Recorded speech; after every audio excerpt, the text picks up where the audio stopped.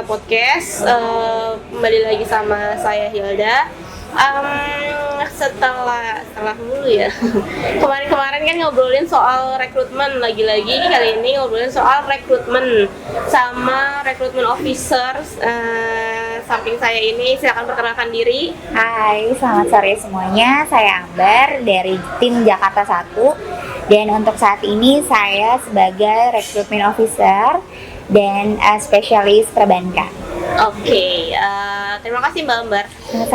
Mbak Ambar, kalau ngomongin soal rekrutmen nih ya, sebenarnya aku penasaran karena kalau misalkan rekrutmen officer nih mau ngerekrut orang itu, mereka tuh ngecekin apaan aja sih? Apakah termasuk sosmednya atau ada apa lagi yang dicek sebelum mereka benar-benar bisa masuk sebagai TKO gitu?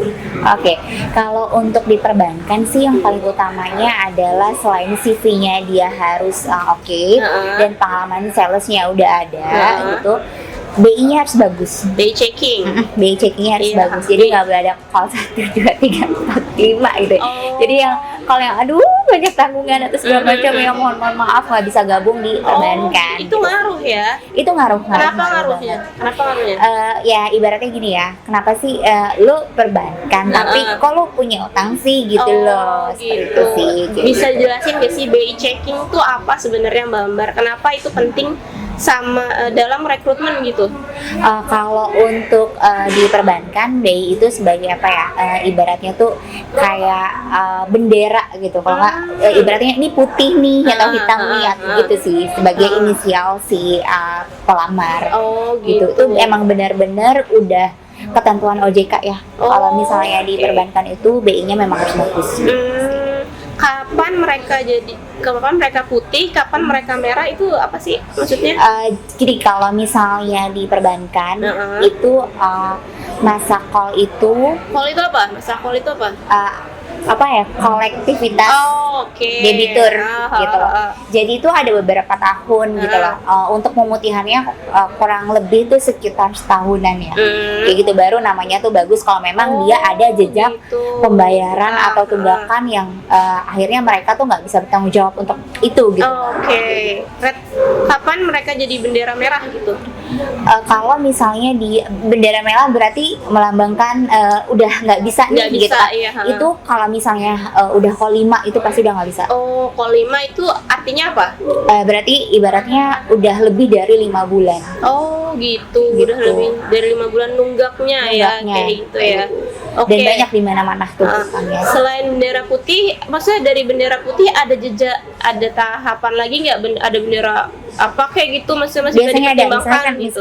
Kalau call 1, call 2 itu masih bisa. Tapi kalau misalnya dia udah lebih dari 50 juta dan callnya udah melebihi call 3, itu kita nggak bisa bantu. Kayak gitu. Ada beberapa di perbankan yang hutangnya masih di bawah 50, itu kita bisa bantu. Di bawah 50 masih bisa. Tapi dengan call 2 gitu mungkin. Kalau misalnya dilihatnya sih cuma uangnya aja sih. Gitu. Jumlah pinjamannya aja. Gitu. Tapi sebenarnya kayak balik lagi misalkan si kandidat nih ya, BI checkingnya merah, tapi benar-benar nggak bisa dipertimbangin lagi, atau ada pertimbangan lainnya yang sampai bisa mereka masuk gitu? Gini, kalau misalnya untuk OJK itu kan ketentuan dari perbankan ya. Jadi kalau misalnya dia udah gagal di situ ya mohon maaf, kita nggak bisa bantu kayak gitu. Jadi mungkin kita alihkan ke produk perbankan atau perusahaan perbankan lainnya. Sebenarnya aku juga ada sih yang tidak ada BI kayak gitu. Sebenarnya nggak semua rekrutmen ada BI checking ya? Iya betul, nggak semua gitu. Tapi memang lebih banyak pasti dia melakukan BI checking. Sebenarnya apa sih imbasnya kalau misalkan BI checking ini nggak ada gitu dalam proses rekrutmen? Apa imbasnya?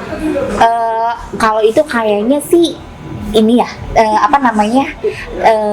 banknya ya yang tahu. Maksudnya aku pun kerja di perbankan waktu itu cuma dibilangin itu aja, kalau BI-nya aman ya lo lolos, kalau misalnya enggak ya lo nggak lolos. Kayaknya itu dia ada penilaian khusus deh dari perbankannya itu, kayak gitu Tapi sih. maksudnya efeknya ke perusahaan gitu ada nggak? Ada. Dia tuh pasti akan diteleponin mulu tuh untuk pembayar tagihan segala macam. Nah biasanya kita kalau misalnya, aku kan dulu pernah ya di salah satu perbankan gitu. Temanku ada yang melakukan itu dan memang kita langsung meng-cut off dia. Oh Kayak gitu. Itu karena memang mengganggu sekali sih. Oh serius? Iya, Sampai kayak karena gitu? dia sampai nelfon dan sampai datengin, nggak mungkin dong Oke. perbankan tiba-tiba didatengin Didatengin sama sama debt lo, collector iya. lah. Ibaratnya lah ini rumah gue, lah kok lo gitu Iya. lah, ibaratnya kan nggak lucu juga ya. Iya, kalau sampai Kayak gitu ditagihin sih. ke perusahaannya ya.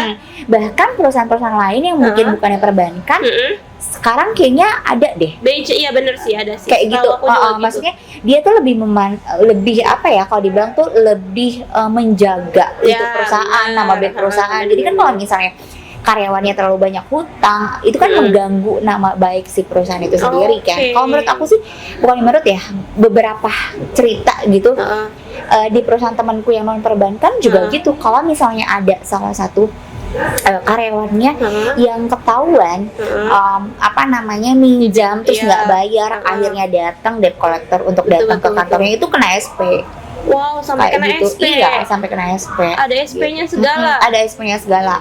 Kayak gitu. Karena yang mencemarkan nama baik perusahaan ya jadinya Iya, ya. betul. Jatuhnya tuh Merepotin seperti ya. itu. Iya, dan belum lagi ditelepon-telepon kan. Iya, bener. Gitu loh, itu mengganggu sekali sih. Sekarang gini deh, nggak nutup kemungkinan beban hutang yang ditanggung sama si karyawan itu akan mengganggu kinerjanya dia. Oh iya bener, iya Kayak bener gitu sih. sih. Ngaruhnya gitu ya. Ngaruhnya Sip, itu bener-bener. gitu. Ngaruh ke kinerja dia juga, ngaruh ke Betul. perusahaan, Betul. jadi kemana-mana Betul. efeknya ya. Betul. Jadi sepenting itu sih BI checking. ya sepenting itu sih. Oke. Kalau sejauh ini rekrutmen apa aja yang memakai sortiran BI checking gitu? Salah satunya perbankan ya, sama apa namanya, kalau ada unsur finansialnya sih. Oke. Kayak gitu, kayak aplikasi nih misalnya, aplikasi platform lain gitu ya, yang memang dia mencetuskan untuk ada pinjaman uangnya, itu pasti ada Pasti ada BI Pasti checkingnya. ada. Oke. Pasti ada. Tapi proses untuk ngecek BI checkingnya dari rekrutmen officer tuh lama atau enggak sih? lama. Serius, Tapi itu sebenarnya tergantung dari perbankannya ya. Kalau yang di tim kita itu semingguan. Oh. Jadi tuh pertama dia interview, kedua dia interview sama kita vendor, abis itu dia interview dengan usernya. Setelah itu dia harus nunggunya itu masa tunggunya itu tuh untuk ngecek BI-nya. checking. Oh, gitu. gitu. Ya, semingguan sih. Kayak gitu. Tapi kalau misalnya di tempat aku bank yang sebelumnya, aku di vendor ini, paling sekarang masuk besok udah keluar. Jadi balik lagi itu tergantung dari perusahaan masing-masing. Tapi kira-kira butuh sekitar seminggu lah ya untuk bisa. Kalau untuk rekrutmen ya. Iya, Tapi kalau misalnya kita langsung terjun ke banknya, misalnya kayak mau minjam uang untuk pembelian rumah, mobil atau segala macam, itu kurang lebih 3 harian sih. Oh gitu, nggak sampai seminggu ya? Nggak sampai seminggu. Oke. Lama banget kalau sampai seminggu, ntar orangnya udah ya sih, orangnya udah membeli produk lain. Iya juga gitu. sih ya. Kalau misalnya untuk pekerja kan, oh ya gue mau kerja di sini, gue tunggu deh gitu ya, nggak masalah. Gitu. Tapi emang kalau BI checking tuh aku nggak ngerti sama sekali nih ya sebenarnya.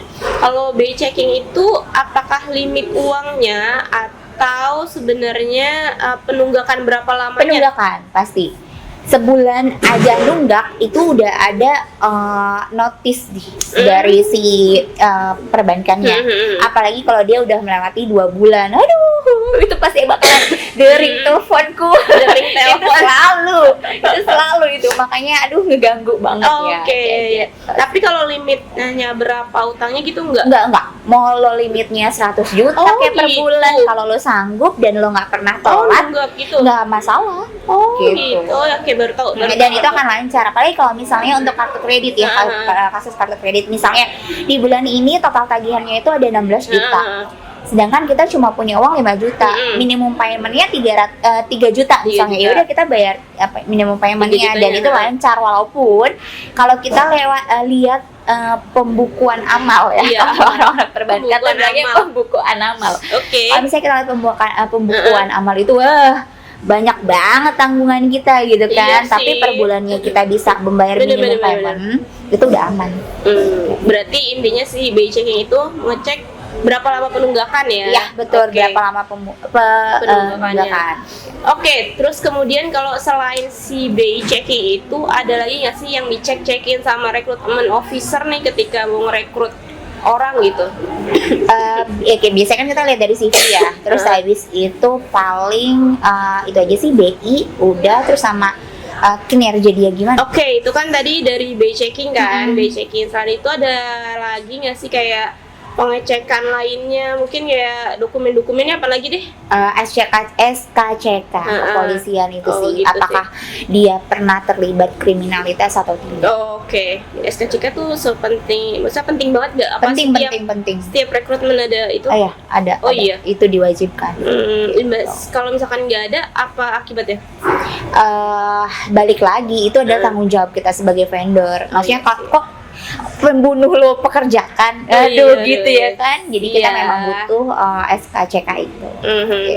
Oke. Bikinnya juga gampang kok. Iya di kepolisian kan ya. Kepolisian. Oke. Terus kalau tadi sih ngomongin banyaknya soal BI checking ya, itu kayaknya jadi terbuka juga matanya betapa penting si BI checking itu, betapa merusaknya kalau BI checkingnya udah red flag gitu ya. Bisa merusak nama perusahaan, bisa karir merusak kinerja juga. Intinya macam-macam efeknya. Terima kasih Mbak Ambar sudah mau berbagi soal BI checking dan segala macam soal perekrutan juga. Sampai jumpa di podcast selanjutnya. Terima kasih.